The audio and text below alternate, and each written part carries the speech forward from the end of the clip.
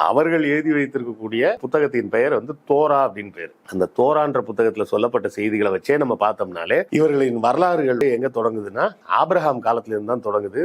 Abraham காலத்தில் என்ன தெளிவா சொல்லப்படுதுன்னா சுமேரிய பகுதியில் இருக்கக்கூடிய ஊர் அப்படின்ற ஒரு ஊர்ல இருந்து புலம்பெயர்ந்து வெளியே போறாங்க. அப்போ இவர்கள் வந்து சுமேரியால இருந்து கிளம்பி போன ஒரு குடும்பத்திலிருந்து வந்ததாகத்தான் இவங்களோட கதையே சொல்லுது. மோசஸ் சொல்லுவதாகத்தான் முதல்ல வருது. என்னன்னு, கடவுள் வந்து உங்களுக்கு வாக்குத்தத்தம் செய்து கொடுத்திருக்கிறார், அந்த நிலத்துக்கு நான் உங்களை அழைத்து செல்கிறேன். இஸ்ரேல் வந்து நாங்க எங்க இடம் அந்த வாக்குத்தத்தம் செய்யப்பட்ட இடம் அப்படின்ற வார்த்தை வந்து அதுக்கு முன்னாடி எங்கேயுமே வராது பைபிள்ல. ஆதாம் காலத்திலயோ நோவா காலத்திலயோ ஆபிரகாம் காலத்திலயோ. ஏன்னா ஆபிரகாம் காலத்திலயோ என்ன வரும்னா அந்த கானான் தேசத்துலதான் தன் மனைவியை புதைப்பார். சொந்த ஊர் இல்லைன்றதுனால அந்த ஊர் மக்களிடம் பணம் கொடுத்து ஒரு இடத்த விலைக்கு வாங்கி அந்த இடத்துல புதைச்சாரு அப்படின்னு தான் அவங்களோட தோராலே இருக்கு. இது நான் கற்பனையில சொல்றது இல்ல, இது எல்லாமே தோரால இருக்கக்கூடிய செய்திகள்.